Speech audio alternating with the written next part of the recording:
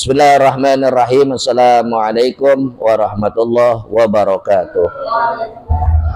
Alhamdulillahirabbil alamin. Rabbi shrah li sadri wa yassir li amri wahlul 'uqdatam min lisani yafqahu qawli wa saddid lisani wahdi qalbi bihaqqi rasulika wa nabiyyika Muhammadin sallallahu alaihi wasallam, amma ba'du. Tanpa berbasa-basi, halaman 30 di baris Minhajul Istiqomahnya di baris ke-8 dari bawah, Sahdan. Ayo Pak Nur baca. Ya. Nemu. Bismillahirrahmanirrahim. Sahdan berkata, Syekh Muhammad Arsyad Banjar di dalam kitab Arsyad Syekh Muhammad Arsyad Banjar di dalam kitabnya Tuhfatur Raghibin ya. Dinukil di sini dengan ikhtisar, diketahui hanya tolibul bahwa hai tolab bahwasanya pekerjaan yang telah terada pada setengah negeri bawa angin seperti membuang atau wasilah yakni ancak dan mengingani tempat anak alus ini maksudnya makhluk alus, barang yang seumpamanya yaitu bid'ah, perbuatan hamba bersalahan dengan Quran dan hadis dan kaul sahabat dan dan ijma sekalian ulama, maka yaitu bid'ah dhalalah yang amat kecil, wajib atas orang yang mengerjakannya segera taubat daripadanya. Ya, jelasin dikit bahwasanya ini dinukil dari kitab Syekh Muhammad Arsyad Al-Banjari. Kalau tahu sejarah, Syekh Muhammad Arsyad Al-Banjari ini adalah kakek daripada guru sekumpul. Nah, ini hidup pada sejaman sebetulnya. Syekh Muhammad Arsyad ini kemarin itu baru haul sekitar 489 di Pisangan Baru, sebulan yang lalu ada haulnya ini. Salah satu guru saya Pak Kiai Bazar Al-Banjari, Pisangan Baru Tengah, itu ada majelis beliau. Dia pakai kitab-kitab guru sekumpul beliau tuh. Kalau yang mau ngaji itu minggu pagi subuh. Sama cucu daripada Syekh Muhammad Arsyad Al-Banjari ini ada di Pisangan Baru Tengah. Kalau masjidnya, kalau yang mau main, Sabilal Muhtadin. Beliau baru buka pondok angkatan pertama tahun ini, cucu daripada Syekh Arsyad ini, Syekh Muhammad Arsyad ini baru buka pondok tahun ini angkatan pertama, insya Allah di Masjid Sabilal Muhtadin itu Pisangan Baru Tengah, letaknya belakang stasiun Jatinegara. Nah, di situ ada seorang cucunya dan Al-Fakir, salah satu jamaah beliau yang ngaji untuk kitab-kitab Melayu. Nah, salah satu kitab dari Syekh Arsyad ini dinukil oleh Habib Utsman, Tuhfatul Raghibin. Ikhtisar itu apa? Ikhtisar itu kesimpulan daripada perkataan Syekh Muhammad Arsyad Al-Banjari. Hai tolab, wahai orang-orang yang menuntut ilmu, bahwasanya pekerjaan yang teradat, yang udah jadi kebiasaan, jadi tradisi pada setengah negeri itu akibat negeri di bawah angin. Artinya dari kabar, begitu itu maksudnya nih. Kalimat ini maksudnya sesuatu kebiasaan atau adat istiadat yang tidak berlandaskan syariat, yang tidak berlandaskan hukum atau ilmu, hanya melalui kabar-kabar saja. gitu. Itu sesungguhnya tidak sesuai dengan Quran dan hadis dan kaul sahabat dan ijma para ulama. Bahkan di sini dikatakan oleh Syekh Muhammad Arsyad itu merupakan bid'ah yang dolalah. Contohnya yang tadi disebutkan membuang ancak, bikin ancak. Minggu lalu kita sudah bahas juga ini. Dan ini apabila orang yang udah terlanjur karena nggak tahu, itu tradisi, itu emang kebiasaan, tapi lama-lama itu menggerogoti atau melunturkan akidah kita kepada Allah Subhanahu wa Ta'ala. Karena lewat pengabaran-pengabaran itu, kalau buang ancak akan selamat. Jadi yang dipercaya buang ancaknya, buang sajennya, bukan Allahnya yang memberikan kehendak. Yang dipercaya lama-lama buang ancaknya, tradisinya. Ini yang salah arti daripada melakukan kebiasaan atau adat dalam satu negeri yang hanya pemberitaan dasarnya, bukan berdasarkan ilmu dan juga bukan berdasarkan daripada ketetapan hukum Ahlus Sunnah wal Jamaah, Quran, hadis, kaul para sahabat atau qiyas atau ijma, perkataan para ulama sekalian. Dan ini kalau sudah terlanjur dilakukan maka wajib untuk orang yang biasa melakukan ini untuk taubat dengan sebenar-benarnya taubat. Wasari'u ila maghfiratin mir rabbikum wa jannah. Lari tuh kembali kepada ampunan Allah, karena kita banyak khilafnya, banyak salahnya, banyak kebiasaan yang kita junjung seolah-olah itu sebuah keyakinan, padahal itu semua adalah kamuflase atau gurur atau tipu daya setan. Di dalam pekerjaan fasilah itu amat banyak, setengahnya daripadanya ittiba syaitan. Nah, dan gururuhum, syaitan wa gururuhum artinya mengikuti segala setan dengan menghasilkan barang permintaannya dan mengharap-harap yang dijanjikan, yaitu suatu menakar yang amat keji yang yang ditangguhkan oleh Allah Ta'ala dan Rasulnya di dalam beberapa ayat Quran dan hadis, seperti firman Allah Ta'ala, la nattabi'u khutuwatis syaitani innahu lakum aduwwum mubin innama ya'murukum bisu'i wal fahsya. Artinya jangan kamu ikut segala jalan setan, yakni yakni perhiasannya dan dan parodanya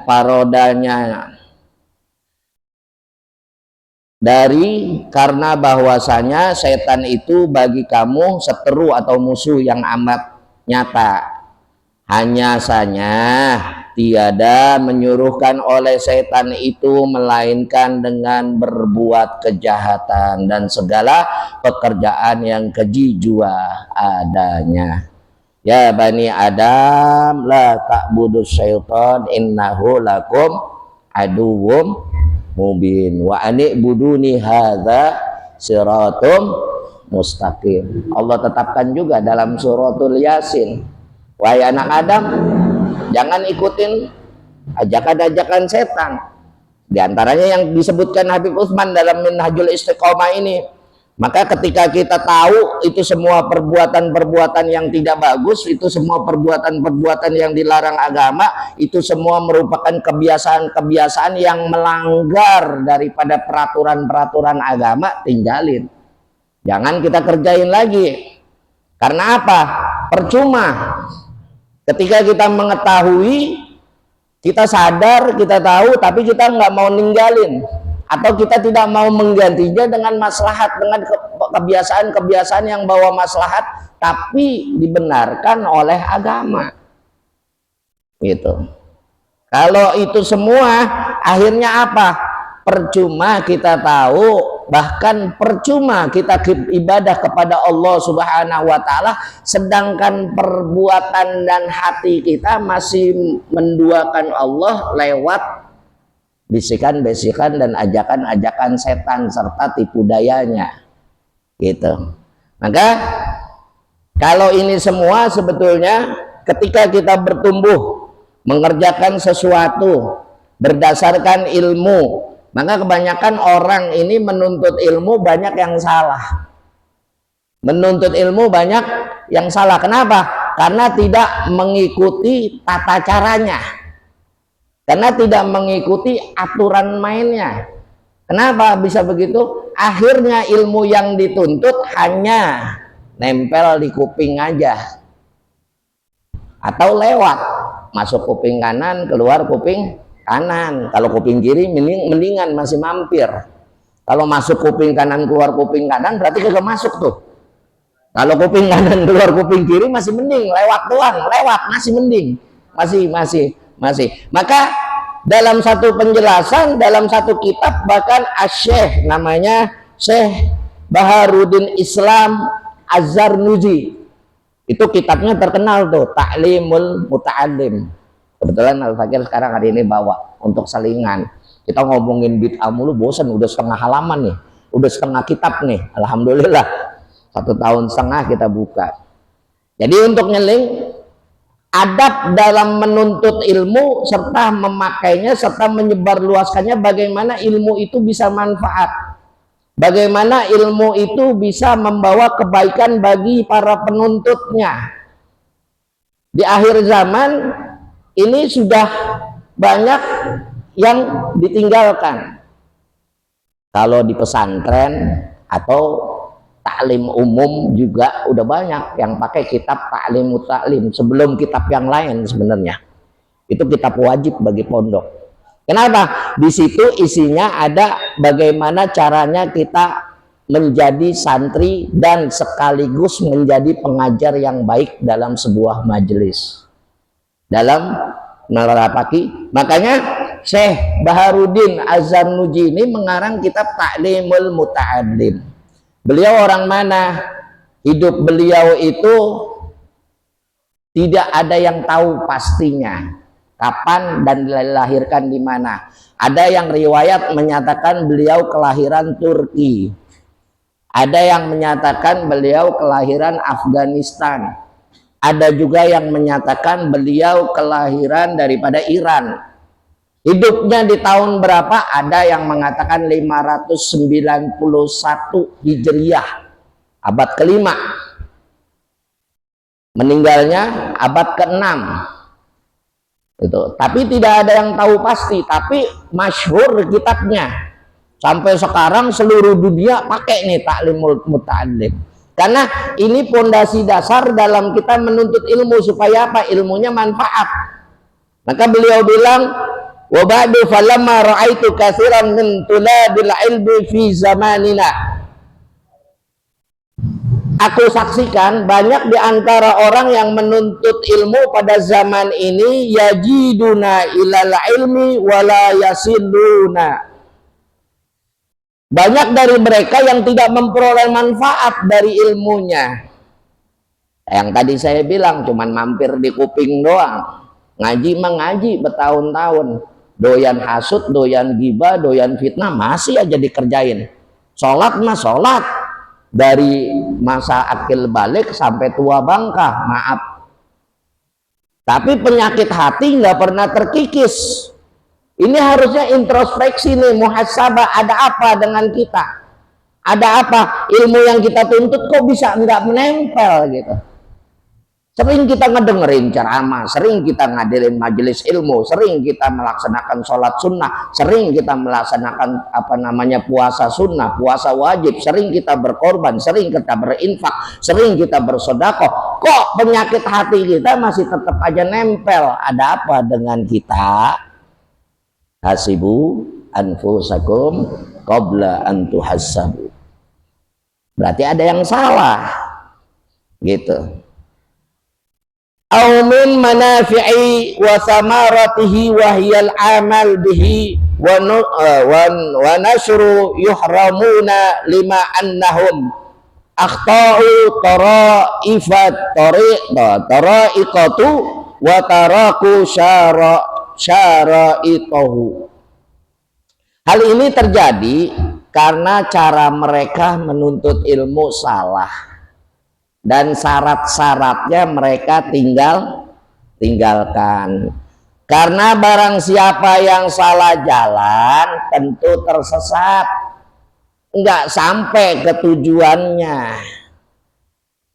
Aradtu wa ahbabtu an abayyina lahum tariqat ta'allumi ala ma ra'aitu fil kutubi wa sami'tu min asatizi ulil ilmi wal hikam.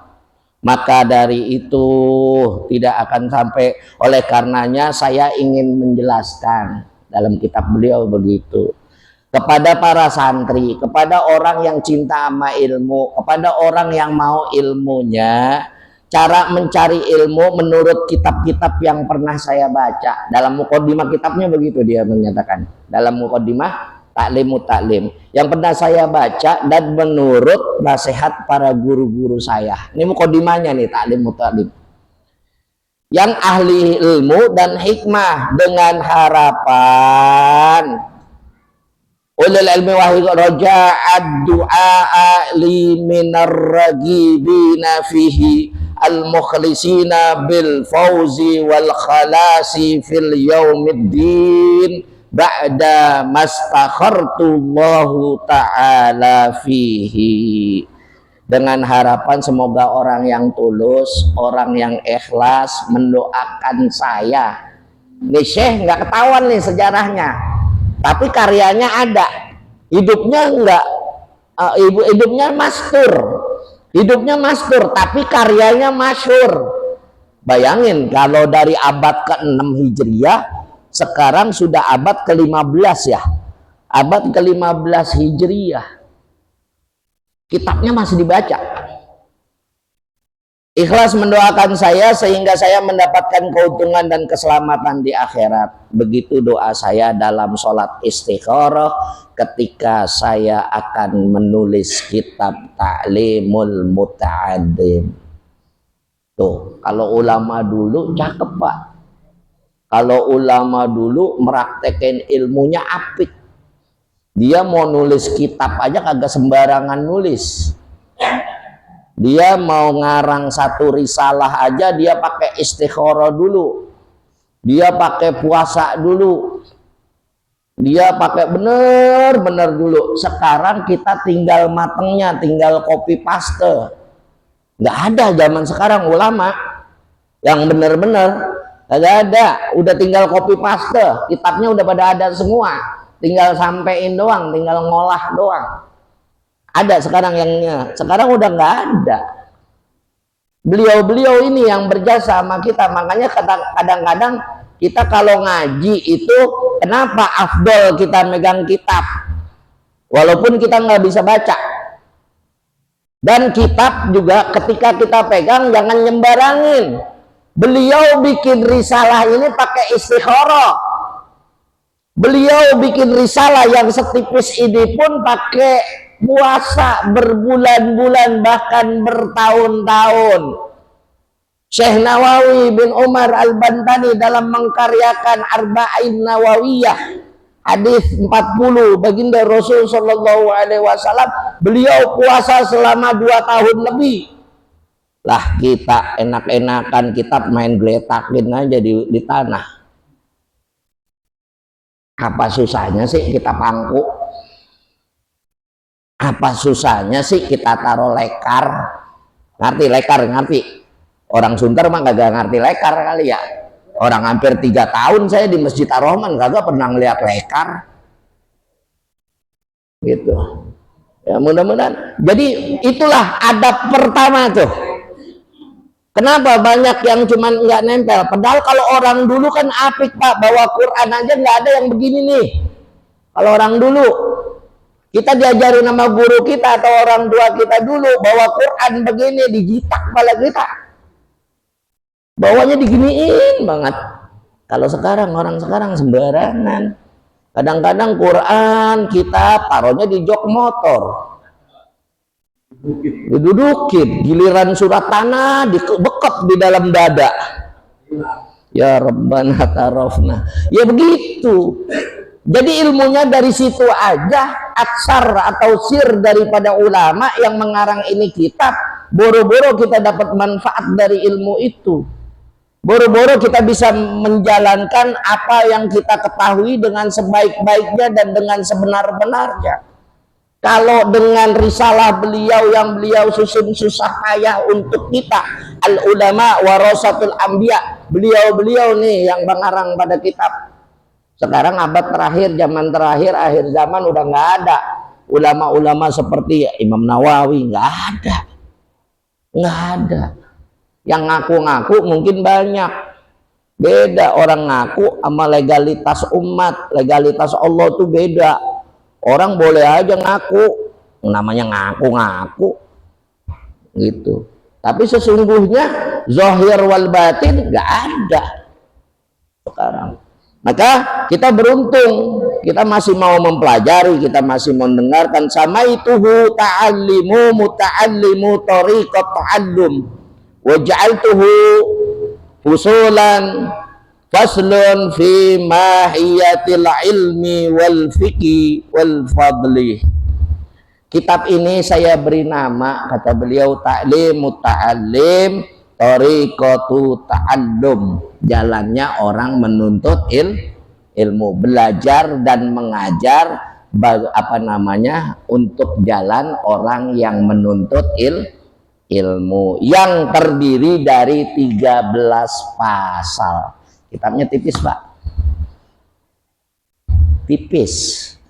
Ini udah ada terjemahan Pegon Gantung, karya cetakan Sukabumi, udah ada terjemahan. Kalau yang ini, yang aslinya lebih tipis lagi, kitab kuningnya lebih tipis lagi dari ini, harganya cuma 15.000. Tapi dunia akhirat kita bisa selamat.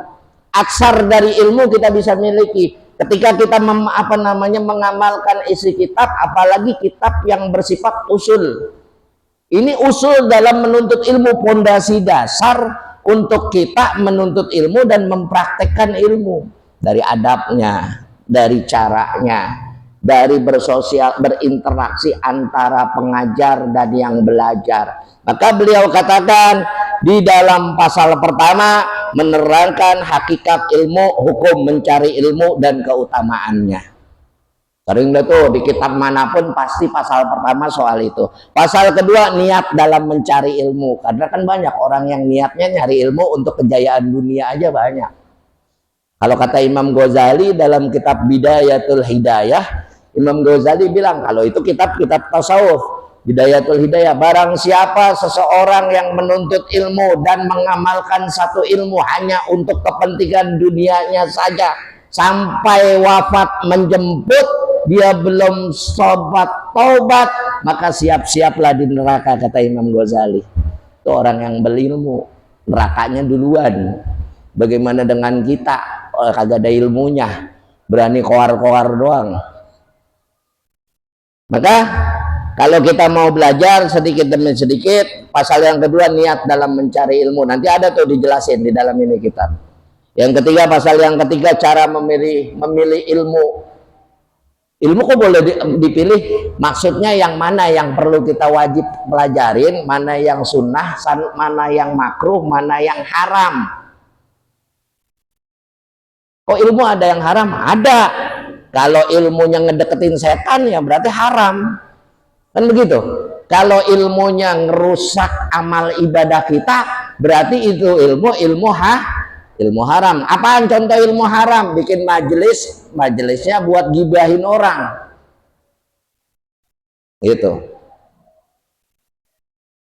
Majelisnya hanya untuk membicarakan kepentingan dunia aja, akhirat dan agama hanya dijadikan kemasan. Ngajinya setengah jam, gosipnya 3 jam. Kayak kita majelis kopi itu kali. Tapi alhamdulillah selama ini majelis kopi kita adalah membicarakan solusi dalam hidup dan kehidupan. Adapun kita nyerempet itu mengambil iktibar, niatnya mengambil pelajaran apa yang sudah terjadi, jangan sampai kita lakukan kembali. Gitu, tanpa bermaksud untuk gibah, tanpa bermaksud untuk fitnah. Ya namanya manusia gitu. Makanya saya jaga banget perintah guru, memang begitu Pak. Perintah guru kalau habis ngajar jangan main tinggal aja, jangan seorang besar banget. Kadang-kadang panitia pengurus masjid kan kesian, udah masakin nasi uduk kali gitu, kali ya namanya kali kan panjang gitu, udah masak, dia udah nungguin, kadang-kadang kita main pulang aja penceramah. Kalau saya memang kelewatan ya gitu, dari 7:30 bubar baru jam 10 gitu.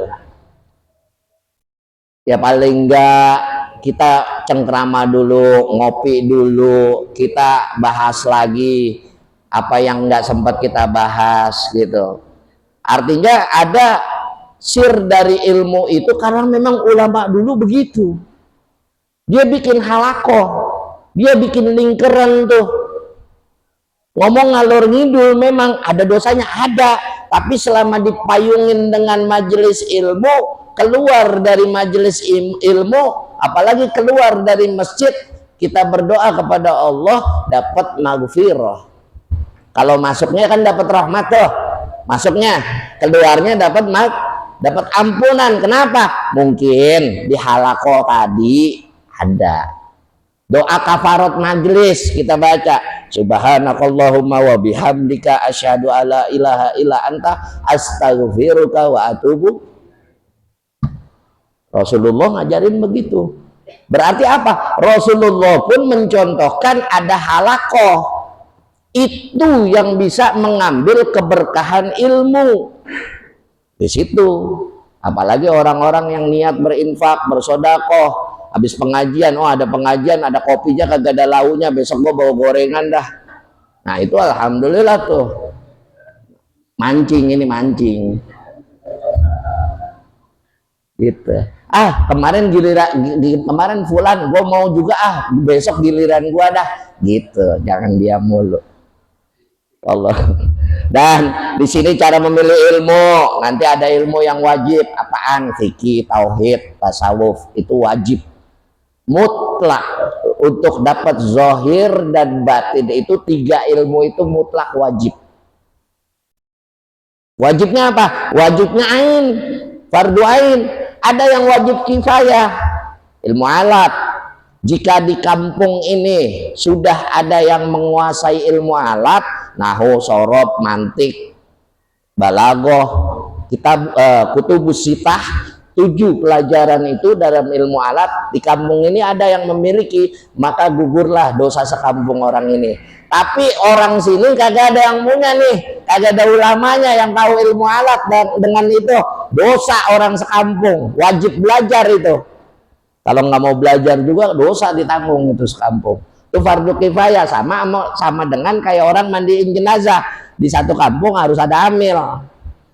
Nah ilmu alat begitu, itu juga hukumnya fardu kifayah. Makanya beruntung tuh anak-anak kita yang di pondok, yang di pesantren, dia nanti diajarin ilmu alat. Kalau Pak Taklim kita mau belajar ilmu alat cuman setengah jam, 1 jam, apalagi yang belajar aki-aki begini modelnya. Al-kalamu huwal ladzu mufidu murakabu bil wadi. Hari ini ia apal. Al-kalamu huwal ladzu mufidu murakabu bil wadi. Besok ditanya apa itu kalam, bingung. Kalam tunjukkan, katanya Ustadz yang lidi gitu. Udah ketinggalan. Kalau kayak kita, kalau anak-anak kita bersyukur, kita punya tabungan, kita punya simpenan, anak-anak kita didik di pelajaran agama. Besok hari lusa bisa jadi kekurangan dan sangat orang mengaku ulama, orang mengaku ustadz, orang mengaku kiai, belajarnya sama Mbah Google. gitu. Makanya mudah-mudahan kalau udah yang begitu tuh terus-terusan tuh nurun tuh, gurunya begitu, muridnya begitu, ilmunya nggak manfaat, cuman masuk kuping kanan keluar kuping kanan tadi. Karena apa? Belajarnya melalui media sosial. Dalam mencari istiqomah dan cita-cita yang luhur. Yang pasal keempatnya cara menghormati ilmu dan guru. Pasal kelimanya beliau menuliskan kesungguhan dalam mencari ilmu, beristiqomah dan cita-cita yang tinggi. Pasal ke-6 di kitab Ta'lim Mutalim yaitu ukuran dan urutannya. Ukuran dan urutannya apa nih? Ukuran dan urutannya itu adalah disiplin ilmu yang tadi salah satunya saya sebut. Pasal ke-7 berisikan tawakal. Pasal ke-8 waktu belajar ilmu. Ada waktunya. Yang paling afdol kapan? Habis subuh kah, habis maghrib kah, habis isya kah, habis johor kah, habis asar kah? Nanti diterangin itu di dalam kitab Ta'lim Mutalim. Pasal ke-9 saling mengasihi dan saling menasehati. Pasal ke-10 mencari tambahan ilmu pengetahuan. Pasal ke-11 bersikap warok ketika menuntut ilmu, bersikap hati-hati. Kalau kita nuntut ilmu segala sesuatu jangan kita ngambil keputusan sendiri.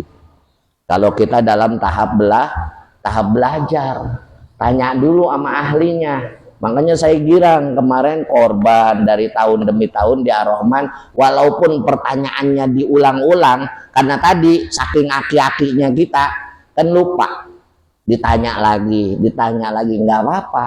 Mudah-mudahan dengan itu semua akan menambah nilai kesungguhan kita dalam menuntut ilmu.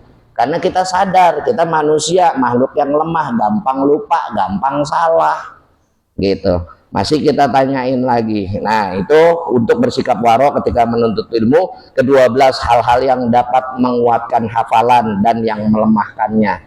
Nanti akan dibahas. Pasal ke-13 hal-hal yang mempermudah datangnya rezeki.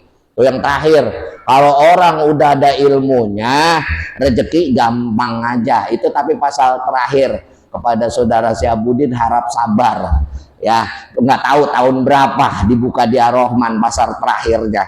Hal-hal yang mempermudah datangnya rezeki, hal-hal yang menghambat datangnya rezeki, hal-hal yang dapat memperpanjang dan mengurangi umur. Tidak ada penolong kecuali Allah. Wala haula wala quwata illa billah al-aliyyil azim. Beliau menutup mukadimah itu, mukadimah kitab Ta'lim Mutalim dengan berserah diri dan pengakuan diri tidak ada pertolongan kecuali pertolongannya kepada Allah, berserah diri dan kehadiratnya kembali. Allahu a'lam.